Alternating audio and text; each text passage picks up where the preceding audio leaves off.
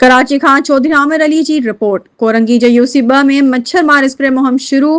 कारी इसरार खान सवाती जी निगरानी में वार्ड नंबर 1 अल्ताफ टाउन खां शुरुआत। अवाम जो ख़ुशी ऐं शुक्रियो। तफ़सील मूजिब चेयरमैन यूसी 2 कारी इसरार खान सवाती जी निगरानी हेठ वार्ड नंबर 1 अल्ताफ टाउन में मच्छर मार दवा जो स्प्रे कयो वियो, जंहिंमें इलाइक़े वासिन वॾी दिलचस्पी ॾेखारे ऐं चेयरमैन जी कदम खे साराहियो। कारी इसरार खान सवाती चयो त mayor Karachi barrister Murtaza Wahab PS 95 जे MPA फारूक ऐवान ऐं कोरंगी टाउन चेयरमैन नईम शेख जे तावन सां यूसी 2 में स्प्रे मुहिम जो आगाज़ कयो वियो आहे, जेको जल्द ई सॼे यूनियन काउंसिल ताईं वधायो वेंदो। हुन ॿुधायो त गैस पाइप लाइन जो कम मुकमल थियण खां पोइ रोडनि जी तामीर बि शुरू कई वेंदी।